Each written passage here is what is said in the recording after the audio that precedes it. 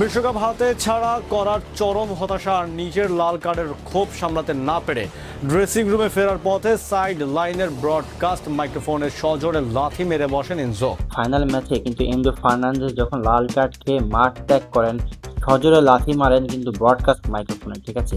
তো আসলে মেজাজ হারান লাল কার্ড খেয়ে। এত বড় একটা ম্যাচে যদি লাল কার্ড খেয়ে বের হয়ে যেতে হয়, তাহলে তার আসলে মনের উপরে কতটা প্রেশার পড়ে, এটা যে খায় সেই বোঝে, ঠিক আছে। তো বিস্তারিত দেখবো টাইম অফ ডেস্ক রিপোর্টে। তো চলুন ভিডিওটি শুরু করা যাক।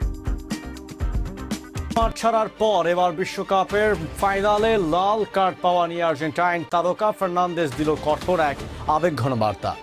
নিউ জার্সির ইস্ট রাদারফোর্ড স্টেডিয়ামে বিশ্বকাপ ফাইনালের অন্তিম মুহূর্ত 1-0 গোলে পিছিয়ে থাকা আর্জেন্টিনা যখন সমতায় ফিরতে মরিয়া, ঠিক তখনই ঘটে গেল এক অনাকাঙ্ক্ষিত বিপর্যয়।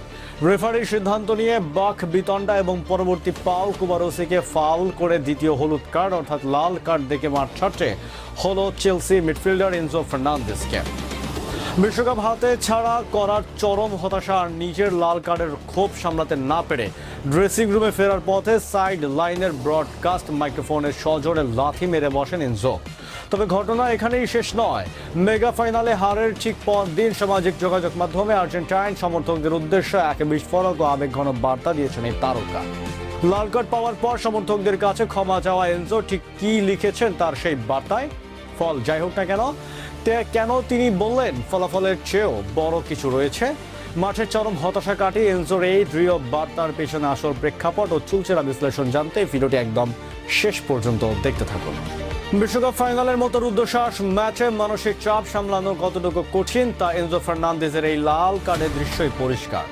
ম্যাচের দ্বিতীয়ার্ধের ইনজুরি টাইমে রেফারির একটি সিদ্ধান্ত মানতে না পেরে বাক বিতণ্ডায় জড়িয়ে প্রথম হলুদ কার্ড পেয়েছিলেন চেলসির এই মিডফিল্ডার। আর এরপর অতিরিক্ত সময় পাও কুবারোসিকে বাজেভাবে ফাউল করে বসেন তিনি। ফলে রেফারির পকেট থেকে দ্বিতীয় হলুদ কার্ড বের করতেই স্বপ্নচুরির শেষ পেরেকটি পোতা হয়ে যায়। লাল কার্ড পেয়ে মাঠ ছাড়ার সময় গ্যালারিতে থাকা লাখো আলবিসেলেস্তের সমর্থকদের দিকে তাকিয়ে হাত জোর করে ক্ষমা চান এনজো। কিন্তু ড্রেসিং রুমের চ্যানেলে ঢোকার মুখে নিজের ওপর এই ফলাফলের ওপর জমানোর রাগ চেপে রাখতে পারেননি তিনি। সাইড লাইনে থাকা ব্রডকাস্ট মাইক্রোফোনের মারেন সজোরে এক লাথি। একজন খেলোয়াড় যখন দেশের হয়ে ট্রফি ধরে রাখার সর্বোচ্চ চেষ্টা করে ব্যর্থ হন, তখন তার ভেতরের এই ক্ষোভ না রক্তক্ষরণ স্পোর্টস সাইকোলজির দৃষ্টিতে খুবই স্বাভাবিক এক প্রকাশ। তবে মাঠের সে বিশৃঙ্খলা কাটিয়ে ফাইনাল হারের পরদিনই নিজের অফিসিয়াল ইনস্টাগ্রাম হ্যান্ডেলে ভক্তদের উদ্দেশ্যে এক দীর্ঘ গভীর বার্তা শেয়ার করেন এনজো। তিনি লেখেন, সময় যাওয়ার সঙ্গে সঙ্গে আপনি বুঝতে পারবেন ফলাফলের চেয়েও বড় কিছু রয়েছে। অনেক বছর ধরে এই দলটি অন্যদের সেরাটা দিয়ে প্রতিনিধিত্ব করেছে। তারা শিখেছে প্রতিযোগিতা কেবল জয়ের জন্য নয়, স্বার্থের জন্য নিজের সবটুকু উজাড় করে দেওয়া এবং কখনো হার না মানার নাম। এই বার্তার মাধ্যমে এনজো পরিষ্কার করে দিয়েছেন যে একটি ম্যাচের ফলাফল বা ট্রফি হারানো দিয়ে আর্জেন্টিনার এই ঐতিহাসিক ম্যাচের মূল্য নির্ধারণ করা সম্ভব নয়। তিনি সমর্থকদের প্রতি কৃতজ্ঞতা জানিয়ে লেখেন, প্রতিটি ম্যাচের সমর্থকদের এই ভালোবাসা ও সমর্থন দলকে পৃথিবীর যে কোনো প্রান্তে ঘরের মতো অনুভূতি দিয়েছে।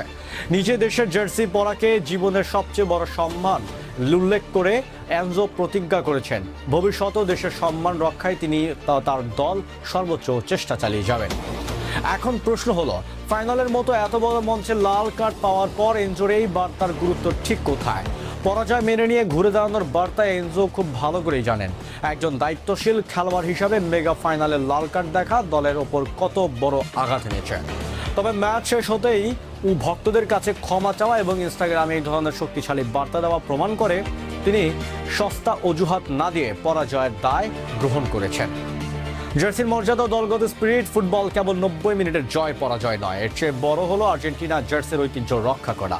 এনজো তার লেখায় স্পষ্ট করেছেন, জয় না এলো লড়াইয়ের মানসিকতা কোনো ঘাটতি ছিল না, সমর্থকদের সঙ্গে আত্মার সম্পর্ক। কোটি কোটি সমর্থক যারা নিউ জার্সির স্টেডিয়ামে কিংবা টিভির সামনে কেঁদেছেন, তাদের সান্ত্বনা দেওয়ার পাশাপাশি ভবিষ্যৎ লড়াইয়ের জন্য মানসিকভাবে ঐক্যবদ্ধ করাই ছিল তার এই পোস্টের মূল উদ্দেশ্য।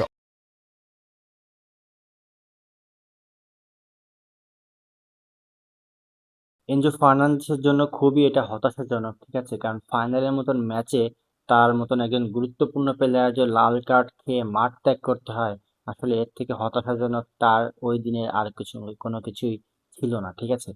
তো যাই হোক, সে লাল কার্ড খেয়ে আসলে মেজাজ হারিয়ে সে সজোরে ব্রডকাস্ট মাইক্রোফোনে লাথি মেরেছে, ঠিক আছে? তার জন্য ফিফাও তাকে বেশ জরিমানাও করতে পারে, ঠিক আছে? ফাইনাল হারের জন্য আসলে মেসিদের কিছু দোষ আছে, ঠিক আছে? আর্জেন্টিনা লিওনেল স্কেলনির টিম ম্যানেজমেন্টের কিছু ব্যাপার-স্যাপার আছে, ঠিক আছে? আর হয়তো বা এর বাহিরেও কিছু আছে, যেটা আরকি আমরা বিভিন্ন ভিডিওতে দেখতে পাচ্ছি। খেলা শুরু আগ খেলা শুরুর কিছু মুহূর্ত আগে আরকি, ঠিক আছে? তো লিওনেল মেসি তাদের প্রত্যেকটা প্লেয়ারকে উৎসাহিত করতেছে এবং যা হইছে সেটা ভুলে যেতে বলছে, ঠিক আছে? তো এই ঘটনাটা কেন্দ্র করে সোশ্যাল মিডিয়াতে তোলপাড়, কি ঘটনা হইছে যা হইছে সব ভুলে যেতে বলতেছে। হয়তোবা কোনো মানসিক চাপ বা অন্য কোনো চাপে ছিল তারা, ঠিক আছে? এইজন্য আরকি তারা ম্যাচটি এইভাবে ভালোভাবেই খেলতে পারে নাই, ঠিক আছে? আর আসলে আর্জেন্টিনার মতো টিমের কাছ থেকে, ঠিক আছে, এই যে সেটআপের যে খেলাধুলা করলো তারা ফাইনালে, আমার মনে হয় না তারা এইভাবে কখনো খেলেছে, ঠিক আছে? তো তাদের কাছ থেকে আসলে এই ধরনের খেলা আশা করে না, ভক্তরা প্রত্যাশা করে না, ঠিক আছে? আমার মনে হয় অন্য কোনো চাপে তারা এই ধরনের খেলা খেলছে, ঠিক আছে? আর এত খারাপ খেলে বা এত বাজে খেলা বা বাজেভাবে ট্যাকেল, বাজেভাবে ফাউল করা, এরপরে এত মানে একটা দুটা শট নেওয়া, এমন তো আসলে আর্জেন্টিনার প্লেয়াররা খেলে না, ঠিক আছে? সাধারণত আহ একটা চাপ খেলে তারা আর একটা চাপ দেওয়ার চেষ্টা করে, আর এখানে শুধু ডিফেন্স করে যাচ্ছে প্রত্যেকটা প্লেয়ার, ঠিক আছে? হ্যাঁ, ডিফেন্স করতে তাদের হয়তো বা লিওনেল স্কলনি বলেছে, সে ঠিক আছে, কিন্তু এইভাবে ডিফেন্স করতে তো আসলে কখনো দেখি নাই। আর ফাইনালের মতন ম্যাচে ডিফেন্স করে ম্যাচ উইন করা আসলে বোকামির মতন কোনো কাজ, ঠিক আছে? বোকামির মতনই কাজ। তো যাই হোক, আমাদের থেকে তারা আরো বেশি ভালো জানে কি হয়েছে ওর ভিতরে, ঠিক আছে? তো এই ছিল আজকের ভিডিওটা। তো ভিডিওটা ভালো লাগলে অবশ্যই লাইক দিয়ে সাবস্ক্রাইব করে পাশে থাকেন। ধন্যবাদ।